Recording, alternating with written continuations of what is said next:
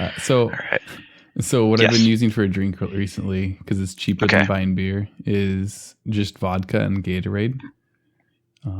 Because it's a cheap way to just get alcohol in your system. I don't know. I don't know if that should be the goal.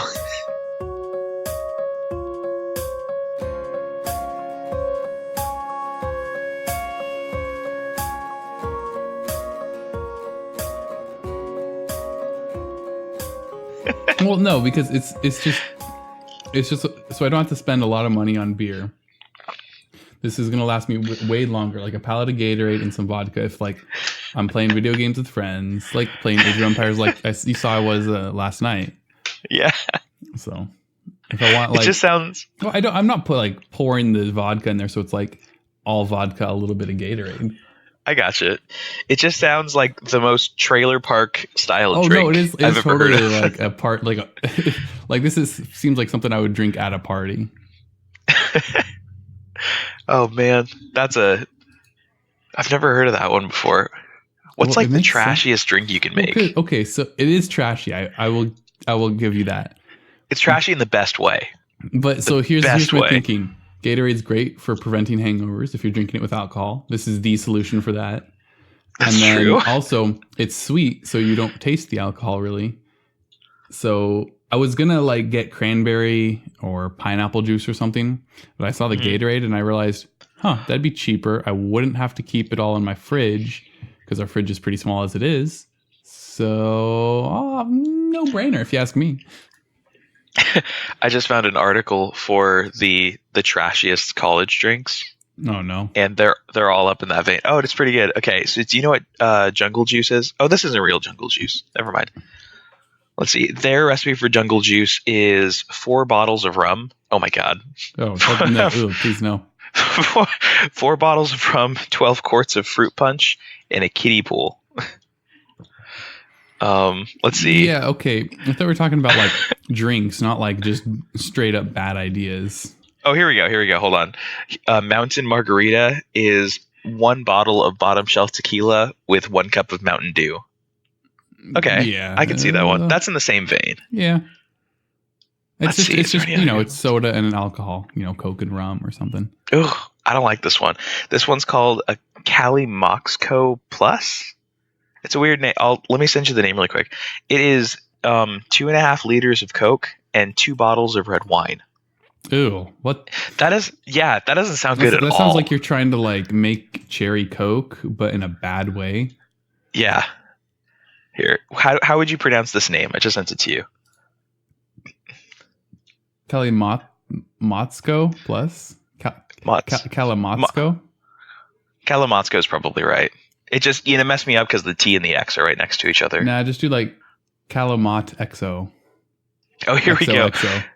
So what you're having is a play on the Gatorita, which is lemon lime Gatorade with 16 shots of tequila.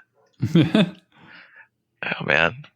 Skippy, 24 cans of beer, a handle of cheap vodka, and 1 gallon of lemonade. My goodness, this is for garbage parties. I'd never want to go to one of these parties. Oh, well, okay. I'll be sure to never invite you to any party I'd throw in, the next decade. Well, as long as you're not using a kiddie pool to mix together cheap vodka and tequila. I can promise you I won't be doing that. If anything, if I ever throw a party, I'll probably delegate drinks out to other people who know more than I do. Oh, man. Mind eraser. I don't know. This is too much for me. This is too gross. How have you been, Jake? Not too bad. It's been a good couple weeks. It's been a while, yeah. Not too much has changed, but I've been doing a lot, so that's been good. Been staying busy. Mostly hanging out with friends a lot. There's been a lot of that recently. Games. Lots of board games. I just scheduled another one. Did you see that? I saw that. That's going to be after the camping trip, and so I'm here. Oh my goodness, you're right. It's been so ridiculous. I've been so busy this like second half of the summer, more so than I was expecting. So it's very weird Because here I am. I usually just keep track of everything in my head. I don't ever write stuff down, usually unless it's super important. So it's been pretty interesting, to be honest. Yeah. Have you begun to use your phone's calendar? No, I mean I use it to look still? up. Is July 12th a Thursday or a Tuesday or something? I'll use it for that, but I don't actually save stuff in it. That's fascinating because I'm like married to my phone's calendar now. That's one of my biggest reasons I'll never leave Google. It's because of that calendar. It's interesting because for me, I would think I would really like that, but I have never actually had a time when I've actually needed to use it because usually other people keep track of it, and so I'll ask them instead when I need to be somewhere or something like that.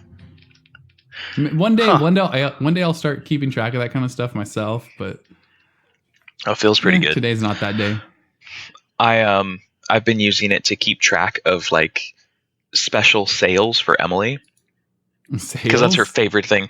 I mean, I don't know. She goes crazy about deals and stuff, and so whenever there's like a big thing in a store, I'll make sure to save the date in my phone. So I know that today is the 31st of July because on the 31st day of every month, Baskin Robbins does like I think dollar scoops of ice cream or something. So I have that saved for the next like 3 years, every 31st day of the month. So I get an update every single time to the 31st day. And same thing with like, 7-Eleven and stuff. That's a good idea. I like that. Oh yeah. No, it's great. It's wonderful because there's all of these wonderful things that we always forget about. We're like, because like the free Slurpee on 7-Eleven day, everybody loves a free Slurpee. Yeah. And it's hard to forget because everyone knows it. Yeah. But then you'll have a day when you like, oh yeah, like the Baskin Robbins ones. So yeah, I've been trying to go into stores and figure out if they have these kind of things like once or twice a month or, once or twice a year or something and try to save them on my phone. What I need to do is start recording all of the Prime days because I'm pretty sure there's like specific days of the years that the Prime Day goes on. But let's see, Prime Day, your Prime launches on July 15th. Okay, so it's July 15th of every year. I want to make sure that I have a chunk of money around Prime Day to spend on that stuff. Prime Day to me always felt like more of I'm not gonna say it felt like it. It is basically a marketing day more than a sales day. Yeah, which kind of annoys me, just because everyone's always going crazy like, oh, Prime Day, it's gonna be so cool. But I have yet to find something that I have wanted to buy on Prime Day. I mean, I'm sure that's other people have found stuff they want to buy and they buy it. I haven't found stuff I want to buy, and But I blame that mostly on the first Prime Day they had. And so I was thinking, oh, this is going to be really cool. We're going to have deals, tons of deals, right? So I had a bunch of stuff in my cart that I wanted to buy, and then none of it was on sale. And then I waited through like the whole day. I kept checking back for, their hot deals or whatever, the timed ones. Never was there anything even remotely related to what I wanted to buy. It was all like clothes or just stuff completely unrelated to what I would wanted to buy.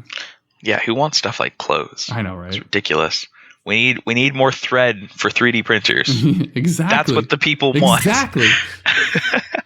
No, I was excited. Right to Jeff Bezos himself.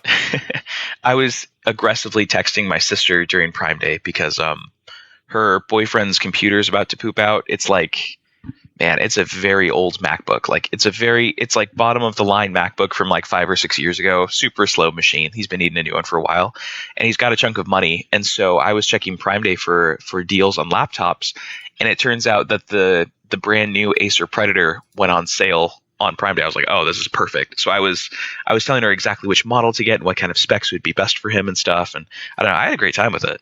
I think Prime Day is pretty wonderful. Yeah. Honestly, I can't really say much for this year's Prime Day because I actually didn't check because the previous year I was kind of disappointed. So I just decided to not even bother. And I took a year hiatus from Prime Day. I was thinking, I don't need to. There's nothing I need to spend money on right now anyway. That's fair. So why bother? I don't want. There's no point in even tempting yourself in that regard. Yeah. Come to think of it, I didn't actually get anything this year either. But in retrospect, I should have checked board games. We need more board games. Oh, we don't have enough. We need more board games. As if Gloomhaven isn't going to take hundreds of hours to finish. If there's one thing we need, it's more board games. Oh my Do you want to talk goodness. about Gloomhaven for a second? I think that's a kind of interesting point. We can. I mean, we've only played one game of it so far, so I don't have much to say on the matter. Well, I'd like your thoughts. Well, for listeners, Gloomhaven is it 20 pounds or 40 pounds? Did we ever figure that out for sure? Wasn't it just under 30? I want to say 20. I don't know. Let me see. Gloomhaven weight. Oh yeah, you just have to look at it on Amazon and look at the shipping weight. Anyways, Gloomhaven is the nerdiest of nerdy board games. Hold on. Just tell me here. Let me just go to Amazon and check the weight. That's what I'm doing, but my internet's slow, so it's taking a while. Let's see if I can beat you. Oh, you probably can. I'm like barely getting to the product page. Jeez. Gloomhaven. 21.6 pounds is the item weight. I lost. Gotta be quicker next time. So it's a 20-pound board game, which I believe holds the record for heaviest board game. It's jam-packed with stuff. It's this huge, massive board game about a fantasy city called Gloomhaven, where you and a bunch of your adventurer friends go out on quests. So it's kind of like if Skyrim was a board game. That's kind of the feeling I got from it. Yeah, kind of. I guess because we are going to be going through a lot of dungeons that probably look fairly similar. So that's basically Skyrim in a nutshell. So we tried around. So I don't know. I'm kind of curious about your first impressions of it. What do you think? I would say, honestly, I don't even really have opinions on it right now because it was so late and we were so tired that day. Yeah, how late did we stay up? Was that like 3 a.m.? Yeah, I think I got home. No, I think we finished. Yeah, we finished about 10 minutes till 3. Oh gosh, it took us about 6 hours to play, which is way too much for that. And then of course, Twilight Imperium the next day, and then we played some Titan as well. I stayed longer for that. I didn't actually get home until like 1:30 on Saturday. I'm amazed your body put up with that kind of torture. Oh, well, that day I drank. I guess I just had like 2 cups of coffee and 1 soda that day. It wasn't too bad. Yeah. Well, it's more than me. That's probably why you stayed up so much. I couldn't believe that I was still going at that point. By the end of it, I was just dead. Like I was like, I can't stay awake anymore. I've got to go home. I was pretty surprised afterwards that you. Oh yeah, I'm sure I looked terrible. I wanted to spend time with Michael. He seemed like he really wanted me to come. But oh man, it was a lot. Sorry, Gloomhaven. Yeah, yes, so it's board game. I was a little. You kept likening it to Dungeons and Dragons. Yeah. So have you played Dungeons and Dragons before? No. So Dungeons and Dragons it's a very similar game. It's like very, very similar to this. The only real difference is that like just gameplay wise, how Dungeons and Dragons kind of works is that everything is like on your sheet. You're tracking all of the numbers and everything, and you have a bit more freedom with the creativity and the storytelling. That's like the main difference. So I was trying to explain this to another friend of mine last night, and he was asking how the game was, what it was like, and everything, and how it plays. And I told him it's kind of like if Dungeons and Dragons had a character or figurine for every single monster that you could possibly encounter in the entire world. Because D&D, when you play it, it comes with a huge handbook of all the monsters with like illustrations of them, but there's no actual pieces for them. You've got to come up with pieces yourself. Mm-hmm. But if every single one of those characters had its own figurine, that's kind of exactly what Gloomhaven is, except with a few more restrictions. So I was a little bit disappointed with how the game turns out. And I'm extra disappointed because now I can't justify buying all the Dungeons and Dragons stuff to play with everybody because I just spent $90 on this stupid board game. Yeah, and so now I feel trapped. And it's going to take a while to get through it too, it looks like. Oh yeah, it is going to take quite a while. So yeah, so I'm hoping we can make more liberties with the game and stuff and have some fun with it. I'm glad it comes with like the full map with the sticker book so you can like mark locations you've been to and stuff. Yeah. That's a cool feature. But yeah, I don't know. I don't know, man. Yeah. I mean, my interpretation of it is it's kind of more of a dungeon crawler D&D with less open-endedness. Yeah. But as someone who's never played D&D, I can't really say that's true or not. But well, you seem like someone who enjoys dungeon crawlers too. Oh, That's always I've So seen Stranger Things too, so I know a little bit about D&D. Well, no, I mean, like, as far as dungeon crawling goes, it seems like dungeon crawling is kind of your kind of game. It seems kind of up your alley.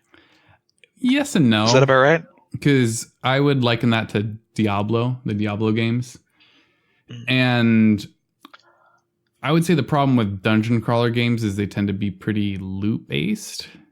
And repetitive. Yeah, and I have a hard time with that, at least solo. With friends or playing with people in general, it's not nearly as bad, but in the past, I haven't had people to play those types of games with. Now, I have more people to play those types of games with, and so like Borderlands 3, I'm actually looking forward to because I'm not going to play the whole game, the whole campaign solo. Because for Borderlands 2, I didn't understand the type of game it was, and I played the campaign, and then I realized I don't want to go play the game again, probably. I'd never understood why there was the option to do a second playthrough.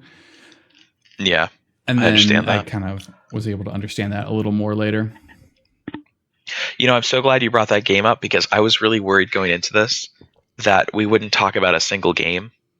And I feel, I mean, we've got other stuff to talk about, but I was a little bit just kind of depressed that no games had made it onto our list. Is there any games that what's up? That's because the only two games I'm playing right now is Apex Legends and Factorio. That's really? Basically been it. I mean, you see me on Discord. That's all I've ever really been playing on Discord. Yeah, it's fair. It actually shows, through all the launchers, which games I'm actually playing.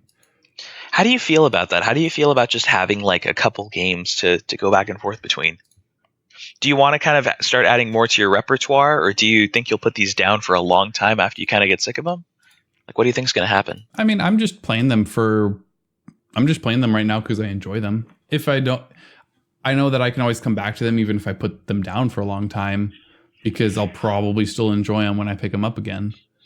Yeah. And I'm okay with not having a wide variety of games to play with because I like these games because they especially click with me.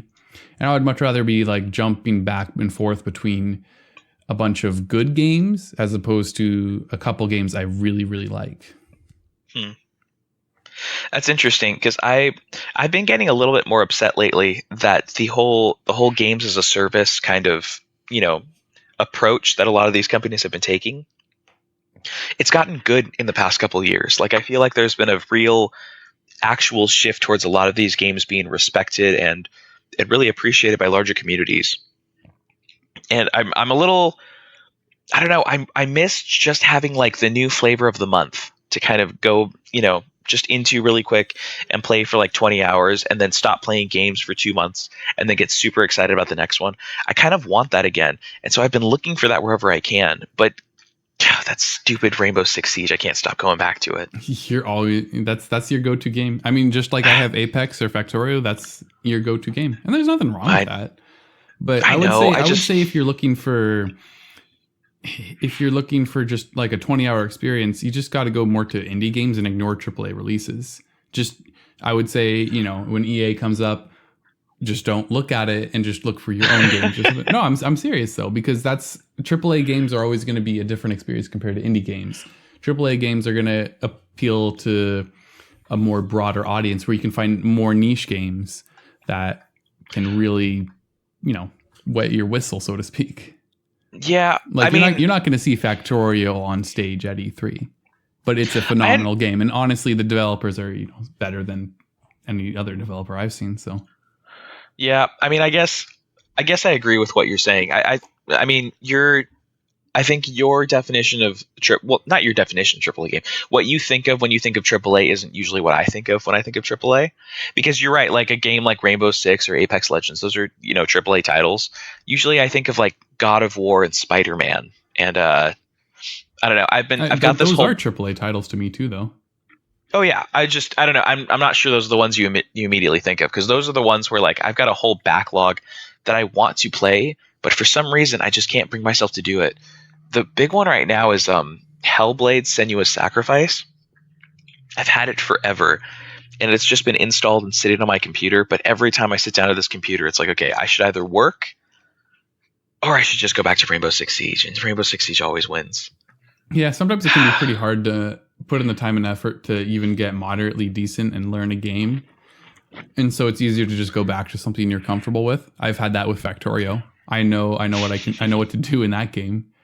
I know what I'm going to do in my current world, which is working towards my last achievement. And so I can just pull up that's the nice thing about Factorio, actually, is you can pull it up for 10 minutes or 10 hours if you want. I just still can't believe I got Wolfenstein Youngblood, and I was really excited about it because I loved the last Wolfenstein. They blew that one out of the water. It was incredible. And I still just kept looking at it and thinking, man, I could be playing Rainbow Six Siege right now. And I still haven't opened the stupid... Well, that's not true. I opened the game, but I haven't actually played it yet because I just wanted to play Rainbow Six Siege. It's a problem, man. I think what I'm really saying is that I have an issue, and I need to go to counseling for it and get some help for this thing so that it stops affecting my life in such a negative way. Well, you say that, but then you also go on about how you haven't played the game in a week or something.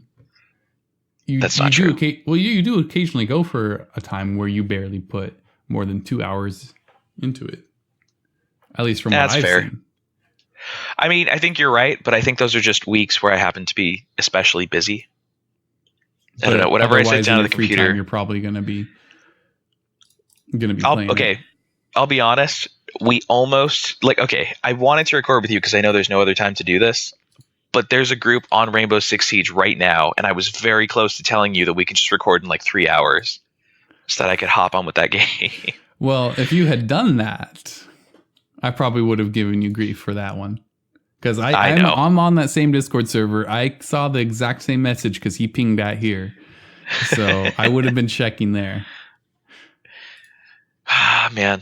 Okay, I need to stop thinking about it. Maybe this is why. Yeah, I think you're right. I think it's just because we've been stuck on like 2 or 3 games lately. We haven't really picked up much more. There is a couple I wanted to mention, though.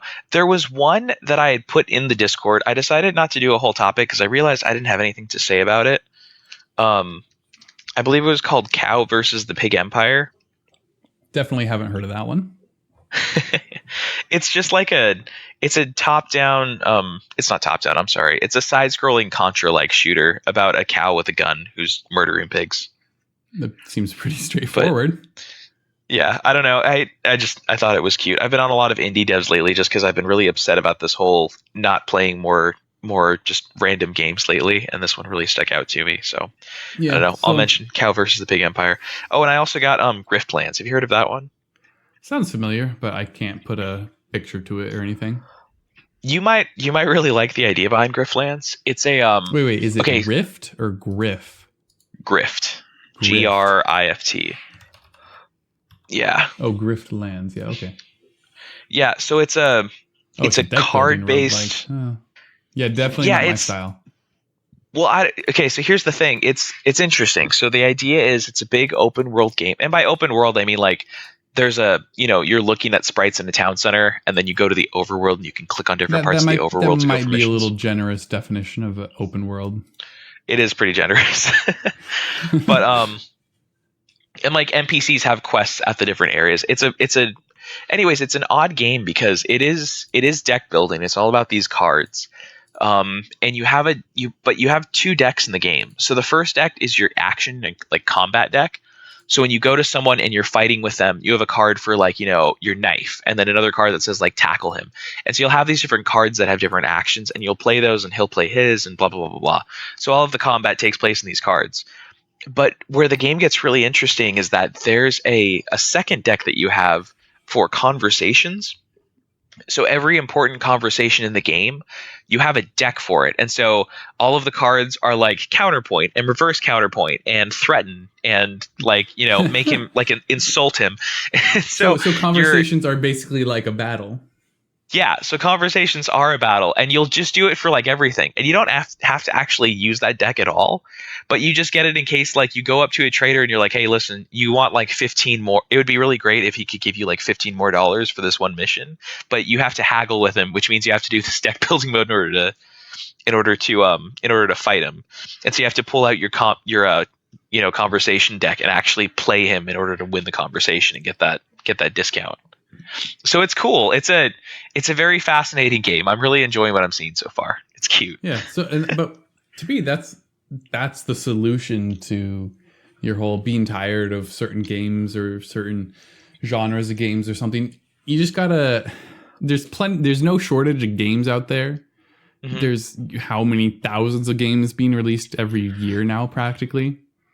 Mm-hmm. So it's pretty easy to ignore the main games that you like. If you've heard of the game without trying, then it's probably going to be, it's probably being released by some major publisher or something. Mm-hmm. But what I'm saying, so all is to say, something like Ape Out, I bought and I had no idea what to expect. It's an small indie game. And, I forgot about that game. That game was good. Yeah, it gripped me from the first moment because I had no idea what to expect, and it's very simple and it knows what it is, and that's it. Yeah. There's no like bells and whistles. There's no like XP leveling up system or zombie open world crafting survival or anything. It's just you're an ape. It's top down and you're trying to escape, and you're bashing guards in and you're throwing guards against walls, and that's very Hotline Miami-ish. Yeah. Yeah. That was a good game. I totally forgot about that. Yeah. And so even if you're only getting a couple hours experience out of it, you're still getting a more concentrated experience, I think, because there's less commitment and it's cheaper. Yeah. So that's my take on it. I do think there's absolutely no shortage of interesting games you can, if you just actually buckle down and like focus on getting in the mindset of, I don't have to play big releases or something. Yeah, you're totally right. It's just that I've got that addiction problem with that stupid game. You're totally right. It's because Rainbow Six Siege. I know, but Rainbow Six Siege, because I got Ape Out. Ape Out was great for the 20 minutes I played it, and then it was back to Rainbow Six Siege, which is too bad because that game deserves way more of my time because it's really, really good. So I don't know. I need to just uninstall Rainbow Six Siege and just start playing something else. You'll be back, though. There's always Factorio, though. Don't forget that. There's always Factorio. Well, I started playing... Well, I don't want to get into Kingdom New Lands too much. I'll say that Kingdom New Lands reminds me a lot of... no, I'm sorry. Kingdom New Lands is not the game. It's Factory Town. That's the game. Yeah. Factory Town's pretty cool. I think in a world where Factorio didn't exist, you'd enjoy the game quite a bit. In a world where Factorio does exist, I don't know. It seems cool, though. I don't know. It's a different game than Factorio, and I think it does really well with what it has. Yeah, I remember seeing it a while back, probably beginning of this year, or at least a couple months ago. And I saw it, and it just, I just like a with it. kind of thing. Yeah, and it's still very new. It's still very recent in its early access, and to be fair, Factorio's been in early access for several years now, and so I'll keep it on my radar, but I probably won't be playing it anytime soon.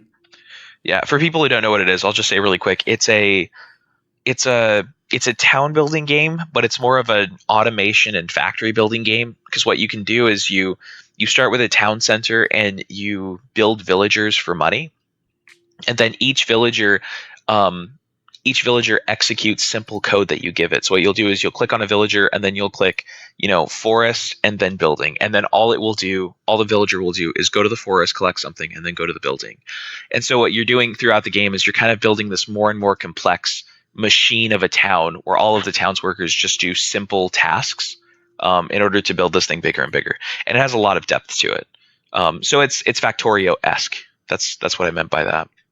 Yeah, as best as I can tell, it's Factorio, but more city building, and it's like a cutesy version. Simplified, yeah. Yeah, it's a very cutesy version of it. First of all, I want to say that this one topic that I have down here called supercalifragilisticexpialidocious, I don't remember why I put it on, but I think it was because... I don't know. I don't know why it was put on here. I think it had something to do with large, complex words and... Oh, you know what? No, I do remember. Okay, let's talk about this one first. All right. I wanted to... this is a very simple one, and it came out of sheer boredom when Emily and I were driving 20 hours or something. All right, so this is what it was.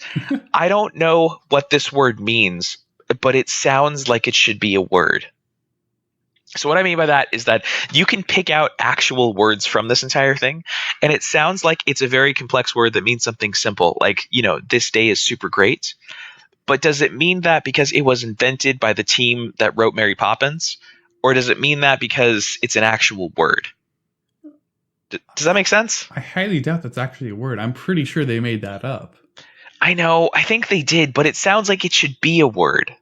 I mean, I guess that's why, like, but I don't know. It doesn't, though. That's the point. Is it sounds so I wouldn't want to say it sounds so absurd that it sounds real. I think it's more so that since it's so clearly made up of smaller words, that's what kind of gives its fakeness away.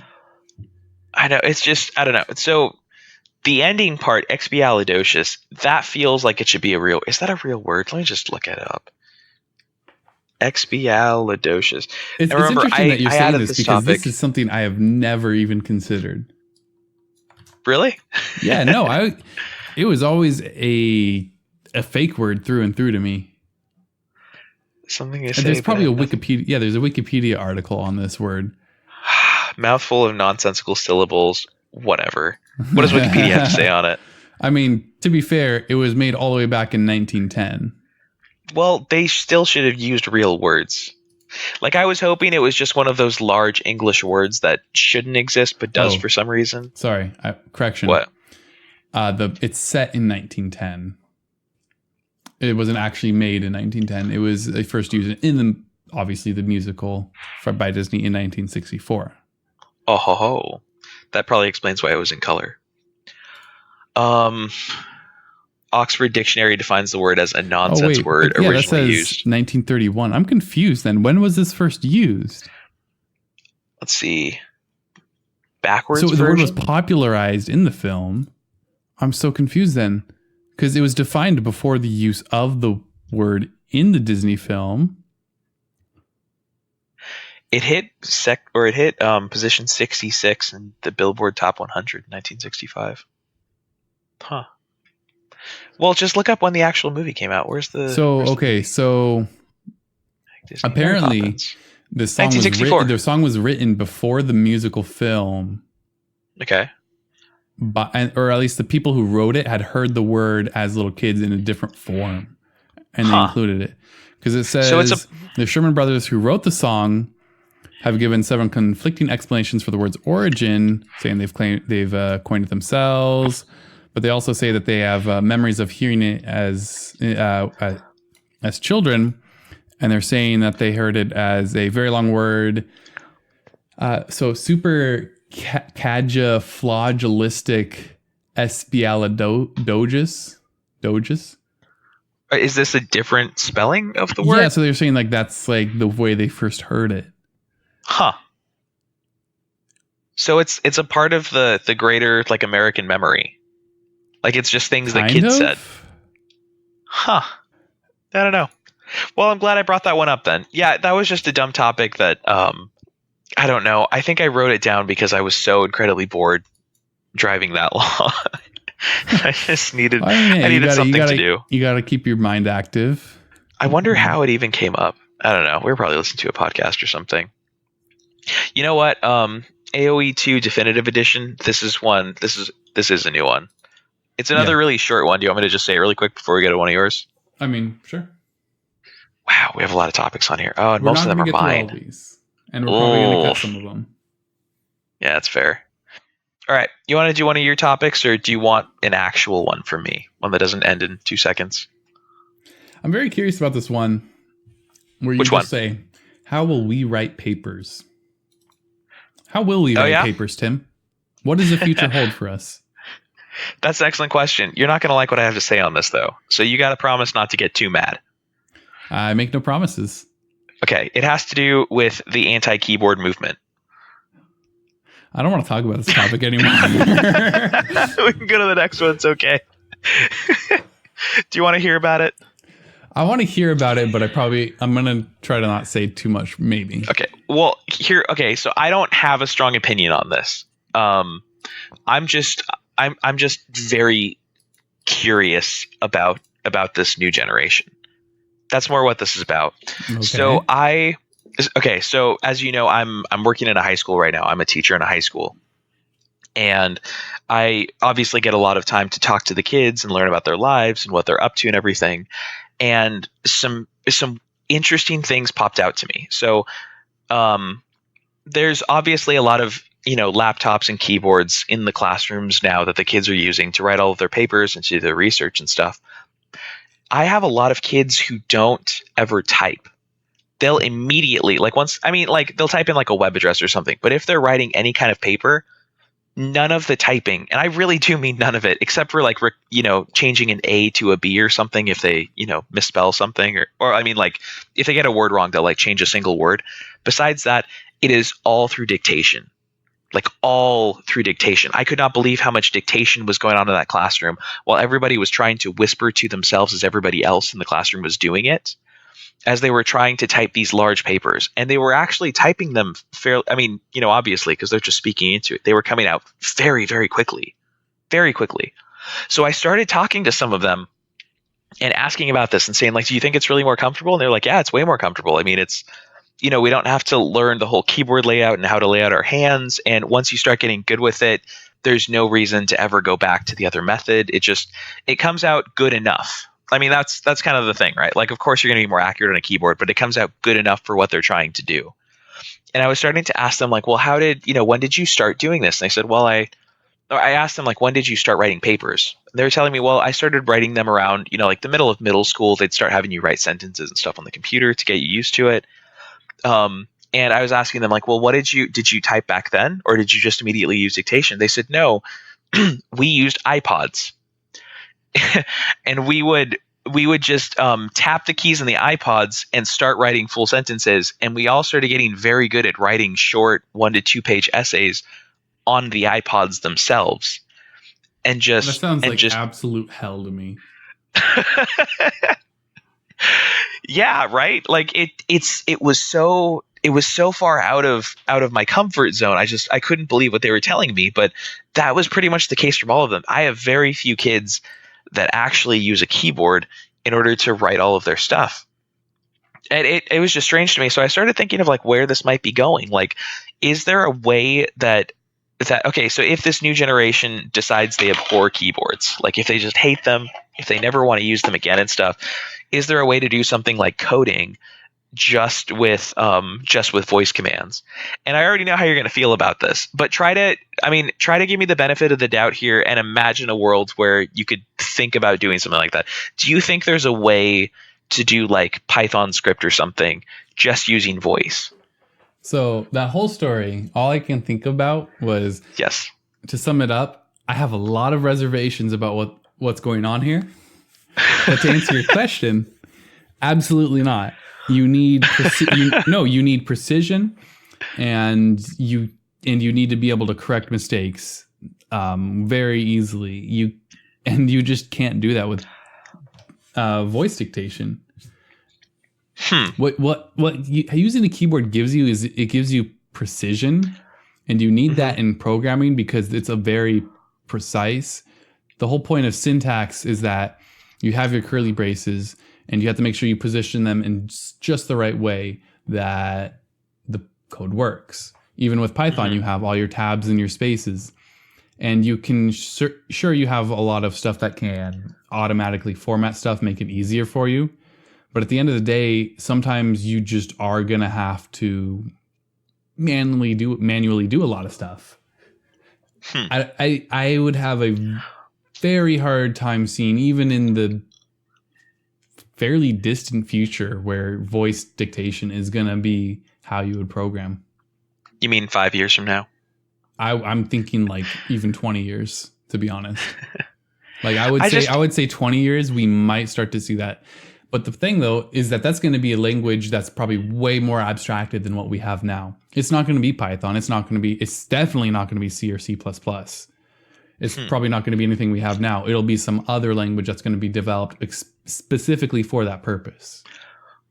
I'm really glad you said that, because that's kind of exactly what I was thinking. I think that there could technically be a way to do it, because like what I'm talking about is, okay, like you could probably have commands for call string, insert brackets, tab down 2 lines or something. But whatever way you do it, you'd have to specifically build it around the voice commands and not using a precision keyboard for what you were writing. Yeah. And the problem though is with that, you lose some power. You lose some just capabilities since you have to work around these limitations you have. Yeah, I wonder if that trade-off will win off too, because I assume, what you'd probably be getting is longer code where you have to do more, a little bit more gymnastics in order to get the program to do what you want. But at the same time, you might maybe be able to do it faster without a keyboard. Coding is an interesting one because you can't necessarily do it faster. It's not about getting all your ideas out there. It's about making the thing work and using logic the entire way down. Wait, sorry. What did you say? Coding is not about what? Coding's not about going as fast as you can. Like, it's not about, trying to get all of your ideas out on the paper like you would be if you were like writing an article or something. Because if you're writing a paper, you're just like blah, blah, blah, blah, and then you try to backtrack and figure out what you were saying beforehand. Yeah, so that's an interesting thing that when you're talking about how they write their papers is for me, I can't imagine, I can't speak. Even as you can tell in this podcast, I can't vocalize my thoughts well enough to be able to use Diction to write a paper and then go back and edit it or something. And how do you edit a paper? Like, they still have to use a keyboard for going over the first draft.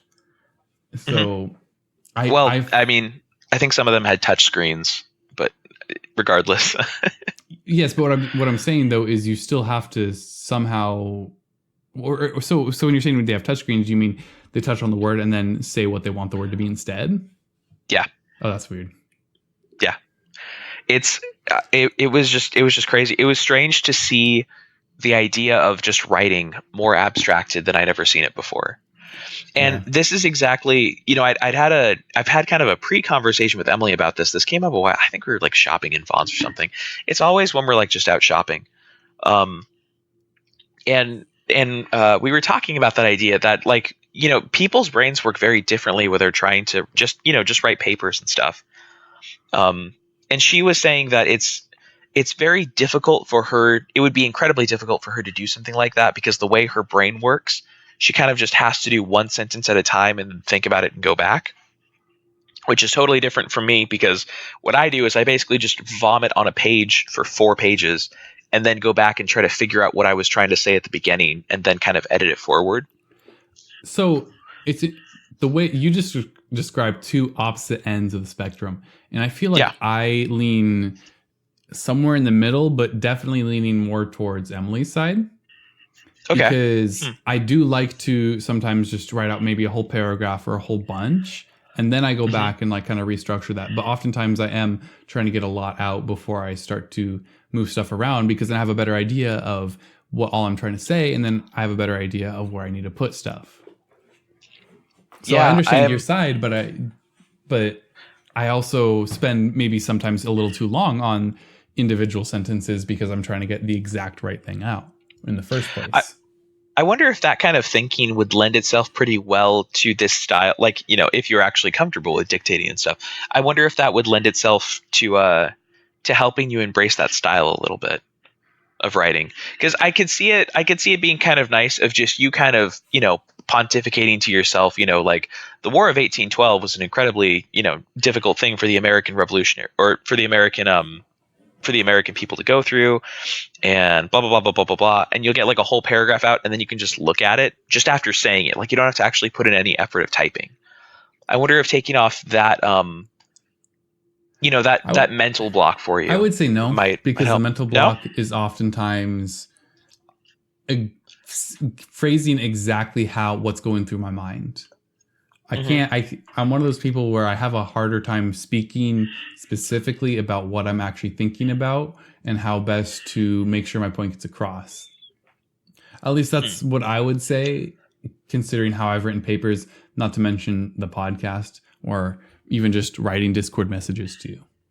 Because you've pointed out, in fact, how I like how you edit.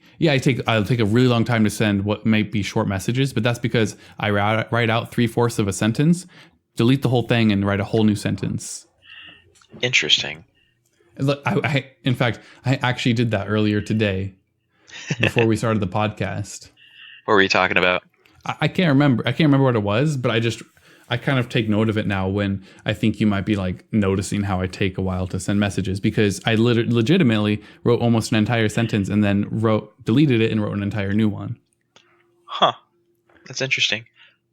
Yeah, I don't know. I think that I'm more okay with this idea. It's a bit friendlier to me because I feel like if I say something out loud, like, if you're thinking, yeah, have you ever had like a big complex thought about, like, I don't know, like the Trump administration's dealing with like immigrants or something, like just some random political topic where all of a sudden you get weirdly emotional and you're not really sure why, and you start coming up with a whole argument in your head.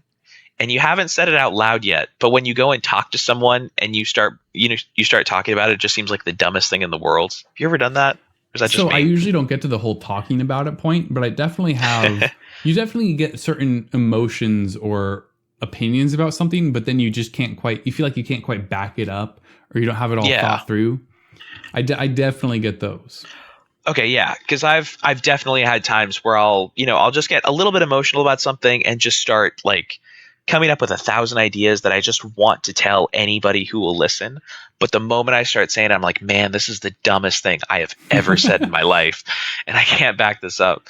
I don't know. I think I'd really like that idea of being able to say everything out loud as I'm typing, because I feel like that actually might strengthen my writing. I don't know. Maybe I should try it once. Yeah, never mind. It's definitely worth a try. For someone, I think it's a dumb idea. Like you, I think it would probably work pretty well if you think it will. For me, maybe one day I'll try it, but I could probably say for certain now it probably won't. Bringing it back to your whole wondering about programming, though, a good analogy I thought of is likening it to something like Squarespace for building your website versus downloading something like WordPress versus coding the website yourself. Oh boy, that's a gut punch right there. So there's Squarespace, which is if you just want a really simplified way to make a website where anyone can do it and it's super easy, but you lack tons of control. You can't do certain things and you're never going to be able to. And you pay a kind of a premium for that because you're paying for the service of just being able to make a website no matter your skill level. WordPress, things get a little more technical, a little more complicated, but you have the option to do way more with it if you want. You can install themes, you can install plugins, and you can have your website do probably just about anything you want. Or you can end up building your own website from scratch, which probably, cobbling together different libraries and things that other people have made and making the website exactly how you want it. And so even while there will always be places like Squarespace that are for the layperson, where anyone can just build a website, akin to having a voice dictation enabled programming language, you're still always going to have a need for the more detailed and sophisticated comes to mind. That's not the right word. I would say precise. So languages that kind of like WordPress or even just building your own website entirely. That kind of reminds me of the difference. I mean, tell me if I'm wrong. I'm probably wrong on this, but was there any backlash to moving from assembly into a language that does quite a bit more for you? Because I feel like there'd probably be quite a few old timers who really enjoy absolute control over exactly what the machine is doing at all times. So I mean, it almost feels like that, almost. So assembly, we moved away from assembly just because it's too difficult for humans. You can do it. And there are people who are really good at it, but that's only because they've had years and years and years of experience. But at the end of the day, most people aren't going to have that level of commitment or just that level of intelligence to be able to do it. I can do it, and I could probably get pretty good at it if I practice enough. Jacob, way to toot your own horn. But I'm only saying that because a lot of people can get good at a lot of things if they just practice it. So one of the biggest reasons we moved away from that is because it's just easier. It's the same way we moved from C to C++. Because it just gives us more features, gives us more options, more flexibility. And then there's a reason you might move from C++ to Python, because it just it makes things easier, more condensed, more concise in a sense. And it simplifies things if you want to get certain things done. So I would say it's similar, to moving up from a low-level language like C to Python. But at the end of the day, the old option is still there, and there are going to be people who do prefer it. Well, all right. Thanks for letting me know. That's not to say in C++ you can actually go through and write assembly specifically to be run within that program if you actually want to control what the program is doing, specifically if you want like super optimization or something. Oh wow, I didn't know you could do that. Yeah, it's easy to interject it, not to write it.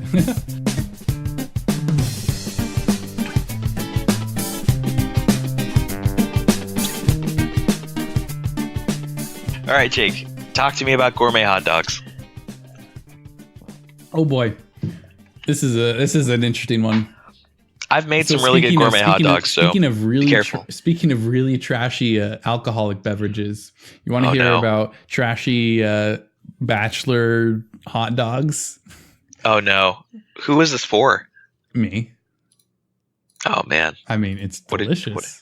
What did you do? So you're using the word gourmet very liberally here, aren't you? Picture this, right? Oh you no, you have a hot dog, you have a bun. Okay. And you think, I want to make this better. But how can you make this better? You got to think outside the box a little. You can't just use your mustard. You can't just use your relish.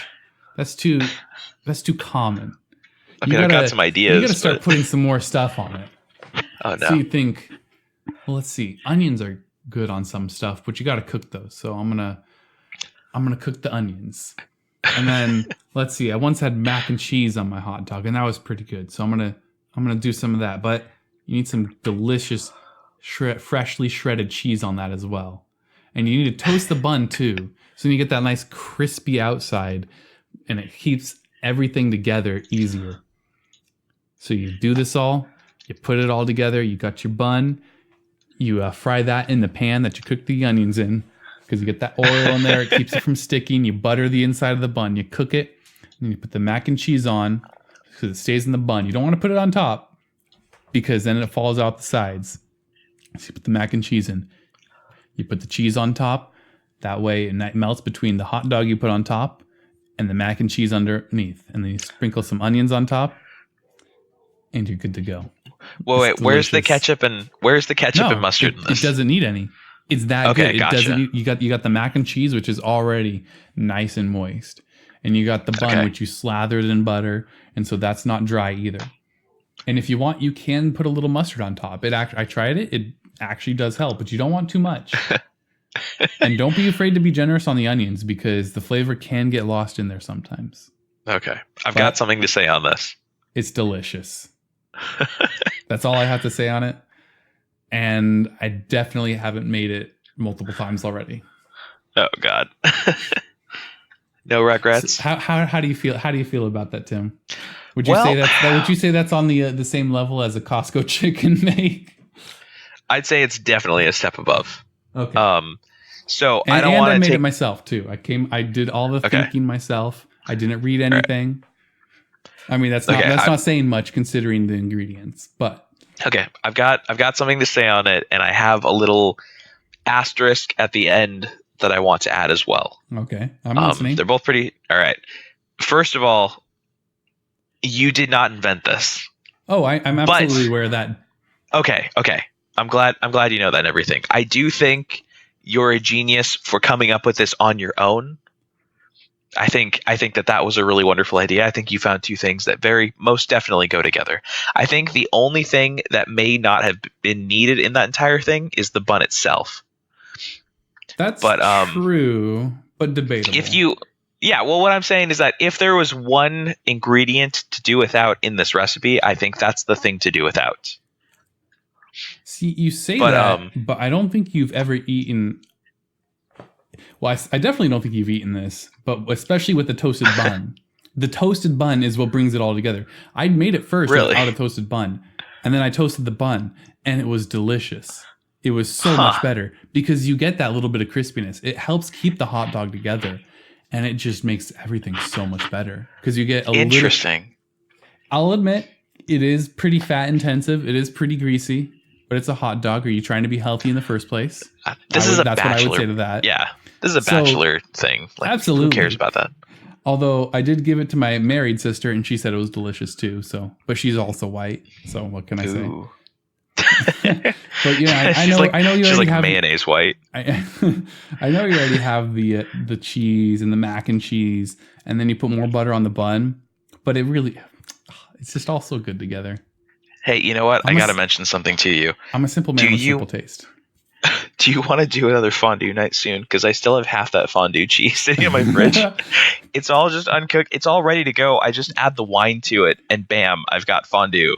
Literally any night you want to make fondue, I will cancel my other plans. I don't care. I don't care if I have like family in town and they want to do a family dinner. I will go over and eat your fondue. Okay, I'm glad you enjoy fondue that much. Dude, that was some good fondue. So for the past several years, we at our family all my life, we always do the birthday dinner, which is, what do you want for dinner? And my mom makes whatever we want for dinner.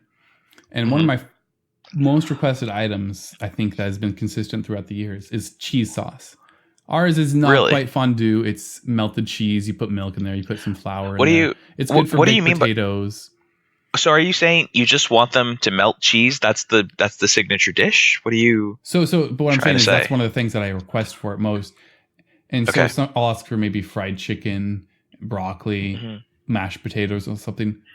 Well, here's what I do. If I ask for that specific dish, which I've asked a couple times, I'll just put make the bowl half of that stuff, and then put the other half of just cheese sauce. So fondue it's literally my dream dish. I don't think you understand how much. Wow. When I say I'm always asking my mom to make cheese sauce. She like never makes it anymore, especially considering she can't eat cheese anymore. But I love our cheese, like just the cheese sauce. It's melted cheese. What more could you like? You can pour it on anything. What we would do with the leftover cheese sauce is pour it on toast for the next day. What wouldn't taste good with the cheese sauce? I'm trying to think. What foods wouldn't? Because like we dipped everything in that. I don't like tomatoes. I don't like, I especially don't like cherry tomatoes. But it was good in fondue. I would eat I would eat more than one cherry tomato with fondue. There's got to be something that doesn't taste. What wouldn't taste good in fondue? I'm trying to like really go out there. Like, what about like octopus? I'm like, I could probably still get something really crazy that's like has an incredibly strong flavor. So yeah, maybe. Here's the thing, though. Sardines would taste better with fondue. Yeah, I'm thinking of items that are like just kind of weird and kind of out there and a little bit gross and everything. But I'm just thinking, man, if there's one thing to eat those items with, it's a cheese sauce, because it's cheese sauce. And it just kind of makes them better. You know what I should do? You know what you probably love? What if for the next time we do it, I get a whole bunch of cheddar cheese cubes that you can dip in the cheese sauce? Okay. That sounds delicious, but I can guarantee you, even now, I would try to not eat that because I know it would be a bad idea. It's okay. I'll make it like one time. We'll do like a rewatch of Inception, and I'll do it as like an ironic like dish to have with it. That'll be our thing. Do you mind if I ruin your day just a little bit? Not ruin your day. I'm talking about ruining your life. Can I ruin your life just a little bit? Do you know that you can just buy giant cans of cheese sauce from Costco? Like enormous cans of cheese sauce? It's not the same. Not the same as the. I've never had it, but I can almost guarantee you it's not the same. No, it's queso. It's just like nacho cheese sauce, like by the gallon. No, that's the thing though. Nacho cheese sauce is okay. I like cheese sauce where you like get some nice cheddar, you mix it in with some cheese and flour, and you whisk it all together so it's not lumpy, and you melt that. That's cheese sauce. Okay. That's delicious. Not nacho cheese sauce. Trust me, I've seen the giant cans of nacho cheese sauce. That's not okay. I just wanted to make sure you knew that. I mean, it's a bachelor food. Like we have a whole different. Well, not we. You've got a whole different like palate that you're capable of eating right now. So surprisingly, though, cheese like nacho cheese sauce isn't actually something I'm terribly fond of. Interesting. Queso doesn't do it for you. Yeah, in small quantities, I'm okay with it, but it's not something I would literally sit there and eat with just chips and cheese sauce, unless it's an especially especially just cheddary or cheesy type. You know what's interesting? I haven't actually made a cheddar cheese fondue yet. I should try that next time. We should do a cheddar cheese fondue. Wait, I thought next time we were using the other half of the cheese. Oh, we are. That's not cheddar though. There's no cheddar in there. Yeah, I was gonna say it's a Gouda Fontina Gruyere 3-part mixture. I went a little over the top with it. We'll abstain from that. Literally name a night of the week, and I will cancel Twilight Imperium plans if I have to. I can just actually, you know what? Hold on, that's what we can do. I was thinking of doing special for when Daniel comes down to play Twilight Imperium. I could probably just make fondue for role playing. Say what? You mean you have to share? You have to share the cheese sauce. The nice part I liked about it just being you, Emily, and I is that there was way more than we ever needed. I could eat as much as I wanted, and I wasn't. Yeah. We weren't able to finish it all. I'll go crazy with the next one. I promise. We'll all have enough. I'll make sure I keep refilling that thing. We will not want for cheese.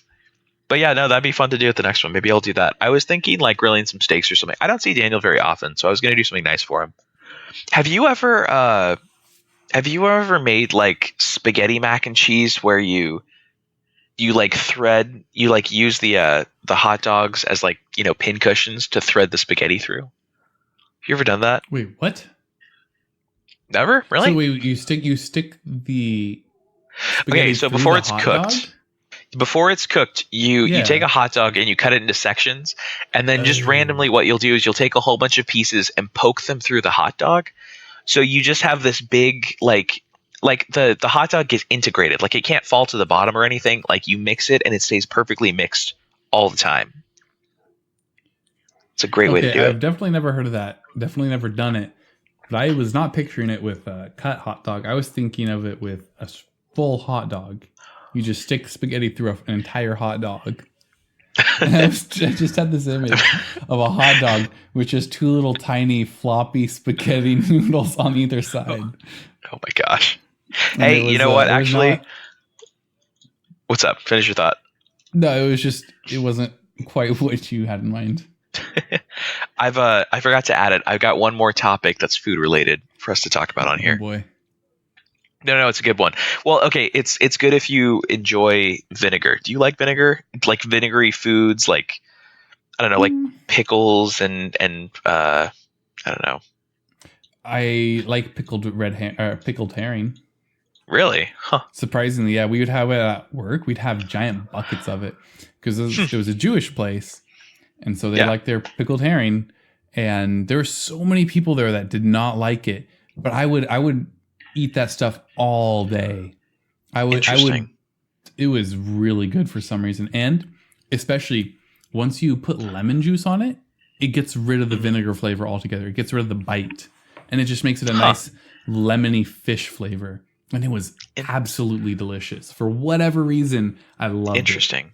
But other than that, generally, I don't like vinegar. Okay. Well, I don't know how you're going to feel about this one then.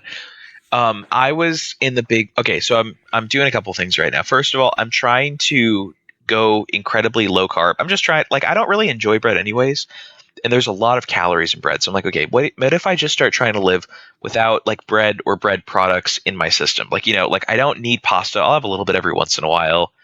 I don't really need bread all that much. Anyways, so I started making, but I really wanted sandwiches. I love sandwiches. I just love the idea of having the deli meat with all of the fresh vegetables with a little bit of sauce. Like I just love that particular recipe.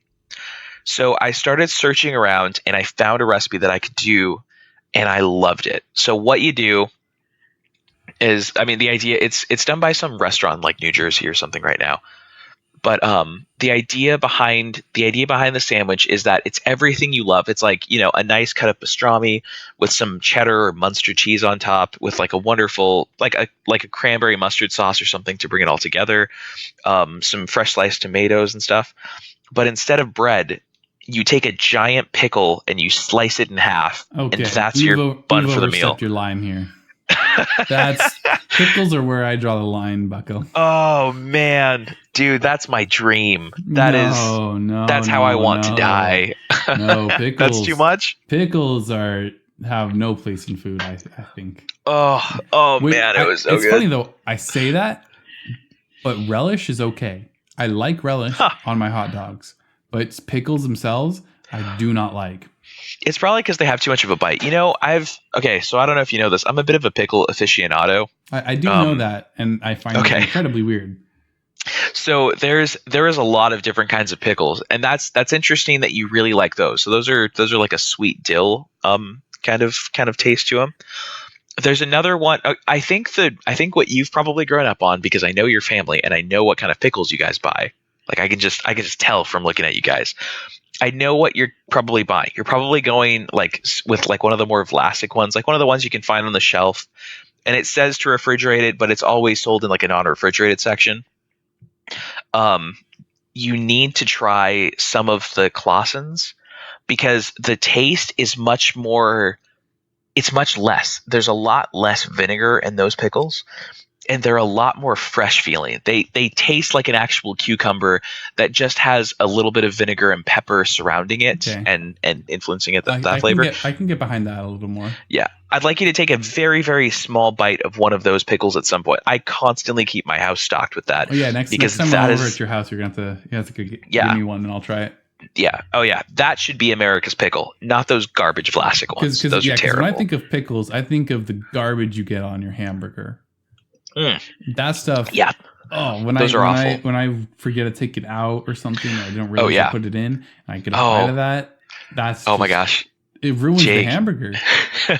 Jake, I'm going to make you the best burger of your life now that you said that. I know exactly what kind of burger to make you. You're going to be blown away by this burger. I don't even want to tell you what the recipe is because it is.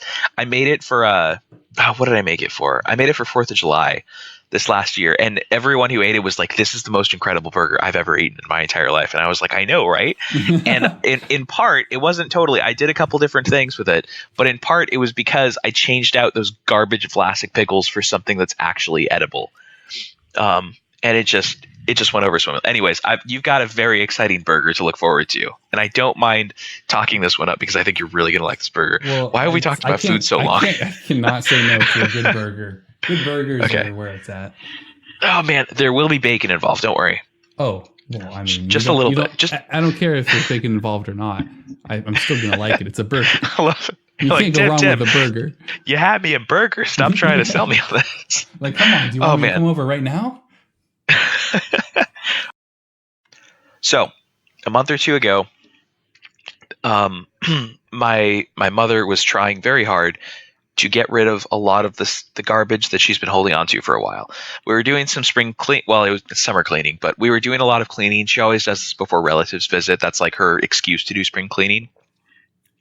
And so my sister was coming into town, and so there's a lot of large objects to take to the dump. There was, mattresses and bed frames, and just stuff that had, piled up and everything we had to get rid of. So we were talking about this for a week beforehand, saying, okay, when are we going to go to the dump? We really need to figure out the sanitation number. Can you please get on that? Can you please call them in order to do it? I need to take them to the garbage this day. And we were just chatting about this throughout our house for like a week previously, because it wasn't time yet. We had stuff to do, but we knew this had to get done. And so this went on and on for a while. And then a day or two before we ended up doing the garbage dump, I started getting text messages from private sanitation companies offering to take my stuff from numbers that I'd never seen before. And I started getting a lot of them. I think I got like 4 or 5 from like different companies, or maybe it was 1 or 2 from the same ones. I don't know. I just knew it was very strange because I had never mentioned it before. I had never used it in a Google search either. Like, at no point had I actually gone on and started Googling this stuff. My mom might have at some point, but that was on her account. That had nothing to do with me. And that started really bothering me because, as you know, I have a lot of Google Homes in my house all over the place. See, it's interesting hearing the story from someone I know, because I've definitely seen stories about this. I've read stories in a random Reddit comment by some stranger I don't care about. And so I always take that with a grain of salt. But hearing it from you, that carries a lot more weight. And that's exactly why the Google Home that Google gave me for free is still sitting in its box, hopefully with no power in its battery. And that's also exactly the reason why I really don't like how my family, A, has an Echo Dot, and B, just got a Facebook portal. Oh, did they? That seems like something your mom would get. Is that your mom? So I think my sister, she got it from my sister, who, since she lives up in Washington, that way our nephew can talk to, his grandparents. Oh, okay, that makes sense. But I definitely don't like having it in my house. I mean, it's not my house, but I don't like having it in the house I live in. Yeah, I totally understand. And I don't know. I'm starting to think that way too. I mean, I've told you before, there's some nice features that my Google Home does. I don't really utilize it nearly to its full potential. And it's kind of fallen off recently because I've had some problems. Like for one thing, the main job that my Google Home does is I have a lot of problems with lights in my room because where I sit and where my bed is nowhere near the light switches. So I have my Google Home set up to a smart bulb in my lamp, but then I always forget that there's a smart bulb there and I'll turn it off manually anyways. So the smart bulb has to like reconnect to the network and everything. But what I'm trying to say is that my Google Home does a poor job of connecting to this thing because I play with the power on it so much, I just sometimes get confused. So I'm at a place where I could probably just start unplugging these things and getting rid of them or just giving them away or something. But I don't know. It started really freaking me out. I was just like, this is a lot. Like I don't know. That's just quite a bit. It's quite a bit of recording. Yeah. It's quite a bit of listening. But you say that, but Apple does the same thing. They still like outsource the recordings they have to third parties. There was an article about that recently. So what Jake's talking about is that I called this topic, what I call it, my garbage is making me reconsider iPhone. Yeah, by the way, that was a very good clickbaity title for this topic. I have to give you some props for that one. Thank you very much. Thank you. Yeah, I mean, I don't know. I haven't seen Apple be as explicit as Google has been with this stuff. Not as explicit. And I know how Apple uses privacy as a marketing term, but at the end of the day, I still consider it a marketing term as opposed to like some hard fact. I mean, did we all forget, how all the celebrity nudes got leaked, or how Apple still have security vulnerabilities? No company's, flawless. Well, I'll take that into consideration, but yeah, it's definitely made me. Maybe a better topic would have been my garbage is making me reconsider Google as my. Yeah, and I'm not saying this to say like to keep reinforcing the fact that I don't like Apple necessarily. Yeah, but it's just more so. Yeah, if pretty much any device of that nature is gonna have that problem. Yeah, I'm honestly like I think the biggest one right now for me, the one I'm more worried about is that Facebook portal.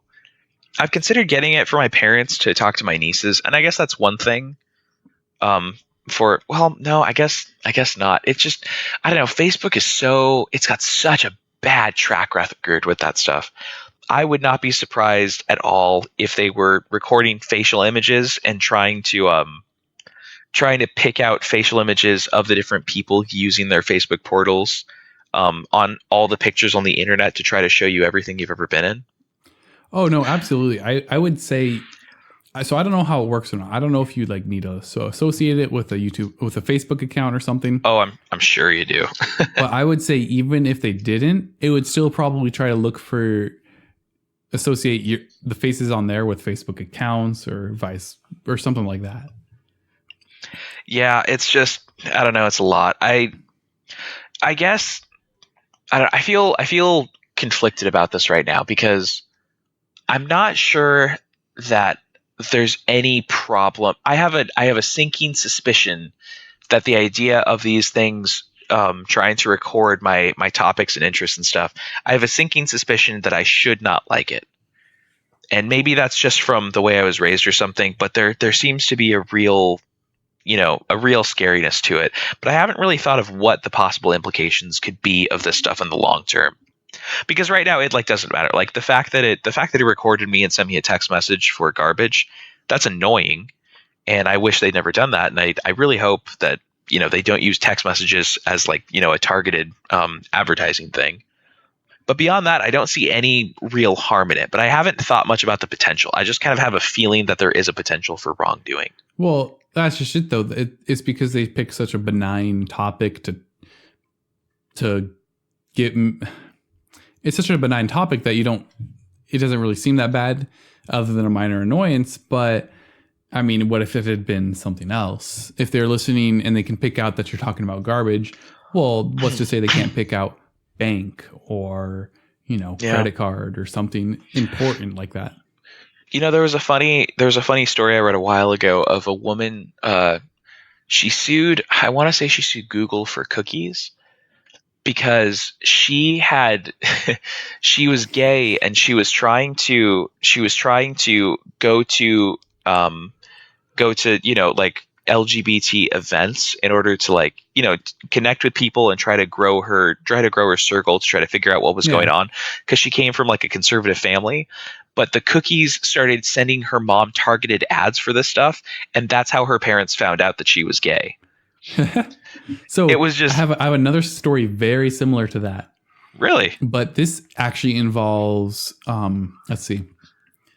It involves paper ads from Target. I don't know if you've heard this story or not. I feel like you might have. But okay. Target, what they're able to do is per person, they're able to look at buying habits and figure out what kind of stuff they're going to need in the future. And what they can do is they can tell if someone's pregnant or not by the stuff they're buying. Oh, no. So what they were able to do is they were able to figure out that this girl was pregnant. And so they started sending her ads for baby supplies and paternal supplies and all that. And so the dad got really upset that they were sending all these ads for all these coupons and such to his daughter. And so he went to the manager. He made a big fuss about it. And the manager obviously is just a manager of a store. He's not corporate. He has no control over that kind of stuff. And so nothing got done. Turns out his daughter was actually pregnant and he had no idea.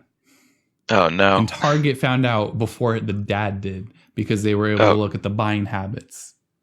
Oh, gosh. That's awful. So, I mean, if they can do that without even having access to microphones in their house, I mean, you can do some pretty crazy stuff. Yeah, I know that. I mean, I really wish this would be a larger topic for the U.S. government to start looking at, because this can, I mean, you can start having a lot of real serious issues with this stuff. I know that for me personally, I mean, this is a much smaller one, but I just recently got engaged. I was trying very, very hard to keep it a secret, and I had to stop using my laptop around Emily because I would just have ads for engagement rings on every website I went to. Like every single one. Every time I opened up Facebook or went to YouTube or Amazon, anything like that. Did you not use incognito when you were looking for rings? Nah, I never use incognito. Oh, that's your problem right there. Yeah, well, whatever. Stupid companies. Anyways, it was just terrible. Venturing into conspiracy territory. Oh wait, hold on. Before you go on, just one more thing for me to say about those ads. The reason I hated it so much isn't just because they were showing me targeted ads, but it was because I've been searching at like one specific ring. That was all they were showing me. It was her engagement ring that kept popping up in those ads. That was the only one I saw for months, and I was like, "Oh my god, I don't want Emily to see this at all." Anyways, it was I hated that. All right, now you can talk. Sorry. Well, with your comment on the U.S. government and venturing into conspiracy territory here, I would say they're probably not too concerned because it's an asset to them. So, but I mean, I have no. I lean towards they probably actually don't really mind, but I can't. I have no proof. I can't say for sure one way or the other. So, I think that you're right in your suspicion that that a government body, some part of a government body, would have a lot to gain from this kind of stuff. I mean, we all saw what happened with last election in Facebook, and people had a right to be really upset about that. Like there was a lot of bad garbage going around Facebook that was helping that stuff. But I don't think that the U.S. government is as not even, I won't even say the U.S. government, like, certain senators and congressmen that have probably seen the effect that this could possibly have and like how it could be manipulated. I don't think they're taking it seriously enough yet to the point where they to the point where they could actually be utilizing these tools. I think you'll start seeing legislation in a couple of years. I'm honestly amazed it hasn't started yet for this kind of stuff to be run by a government body who can look at all of this stuff and make sure that there's no meddling within elections on stuff like Facebook. And I think the moment you have a government body looking over it, you're going to have congressmen influencing, what counts as a bad post that people can do and which ones should be allowed to be posted on there by different conservative groups or liberal groups, whatever kind of stuff you want to. So I think you're right in your suspicion that there could be something. I don't think we've seen it just yet, though. Yeah, but at the same time, we have, say, for one of the reasons you don't want to choose a VPN that's US based is because the US government can ask for, or not ask, but demand basically that they give over logs or something. And there's certain regulations that require certain amounts of data to be kept or something on customers.